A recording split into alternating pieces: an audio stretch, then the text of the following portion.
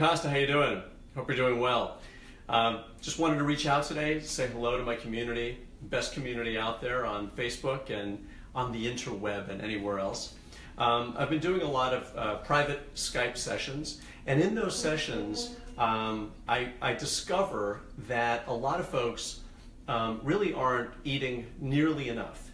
So let's talk just really briefly about a calorie conversation just for a minute. I've got to get to the gym. I've got to get some calories in myself, and then we'll pick this discussion up another time. But it's just my experience that when I'm talking with people and they're telling me how much they eat, they're really not eating enough to satisfy both the just the general function of their bodies and also compensating for the fact that their habit or their hobby is bodybuilding. So I'll give you a quick example. If it takes 2,000 calories a day to be Joseph, and Joseph picks up the habit of bodybuilding, and typically a bodybuilding workout takes up about, I would say, 400 to 500 calories at a minimum. That would mean that those 400 to 500 calories are being left on the gym floor, which means that Joseph now only has between 1,500 and 1,600 calories a day to be him, meaning that he needed 2,000 calories originally to be him. And now you're taking calories away because they're being allocated toward the hobby, leaving those calories on the gym floor. And now Joseph is left to operate with about 75% of the energy that he needs to be him. Unfortunately, Joseph cannot decide which faculties he would like to be diminished. Therefore, the entire unit generally suffers. And this is really disappointing. So whenever you are bodybuilding or running or doing anything, you have to allocate for that calorie expenditure.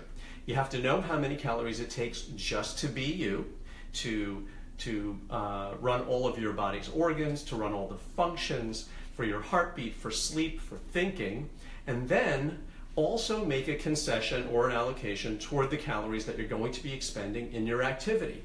And you would have to do that actually just to remain even or remain whole. So the whole objective of this is to just be smart about how many calories you're taking in and paying attention to the hobby that you have and allocating for that expenditure. Now, you could make a good argument that Joseph is going to have a really hard time progressing. It takes 2,000 calories a day just to be him.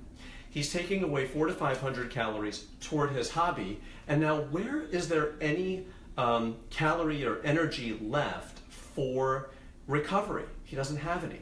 So you could make a good argument or a strong argument that Joseph is actually going to be moving in reverse. And this is why a lot of people can't figure out why things aren't happening fast enough. So you really have to make that accounting. It's a real simple accounting. In my opinion, it takes about 2,000 calories as a baseline number just to be you, to run you properly, for most of us, right? In that range, it's probably between 1,800 calories for a smaller person, between 2,200 to 2,300 as a baseline for a larger person.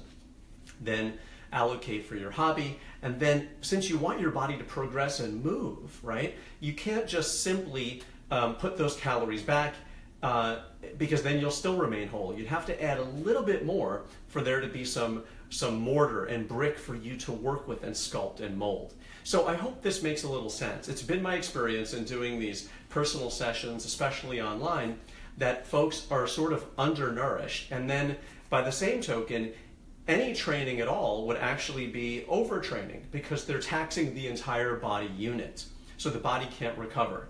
Also, people ask me, and I want to point this out, Vic, do you eat the same way on days off, on the same amount on days off that you eat on the days that you train? And I say, I do. I try to keep steady throughout the entire week, even on a day off, because I think of it like this.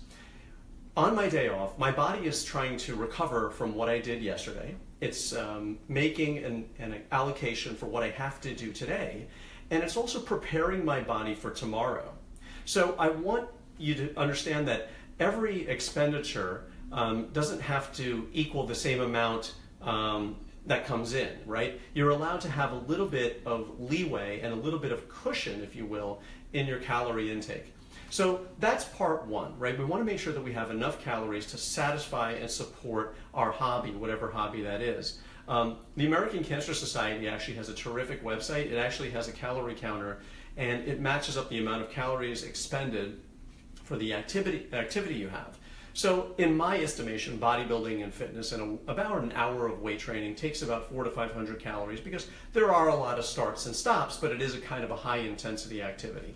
So if we could just get to that point, guys, where we have enough calories to satisfy running the body unit as a whole, making sure none of the faculties and capacities are diminished, and then also allocating for our particular hobby, and then a little bit more of an allocation for what we are trying to accomplish. We're trying to move the needle, because this isn't just about breaking even, right? We want to progress and get a little bit further than we were the day prior. And all of this sort of accounts into how you progress. You know, sometimes I tell people to take another day of rest, and that extra savings of that 400 or 500 calories of not going to the gym was the tipping point that allowed them to kind of progress a little bit more.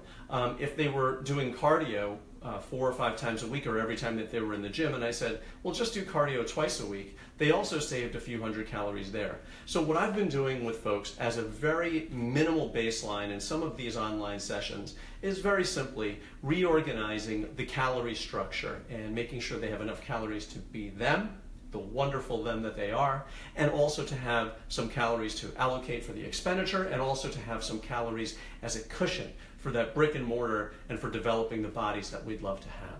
So that's the baseline. The next time we'll get into the quality of those calories, and we'll also get into the macro content. So we've got calories first, then the breakdown of the macros, carbs, proteins, and fats, and then we get into the micros and the quality of those micros, the types of food and the places that you're eating. So that's for another time, but let's make sure we have enough calories, because it's been my experience that people are not making just that very simple calculation, okay? Wish you guys all the best. Peace, love, and muscles. Visit me at Vic's Natural. Say hello on Facebook. Take care. Bye.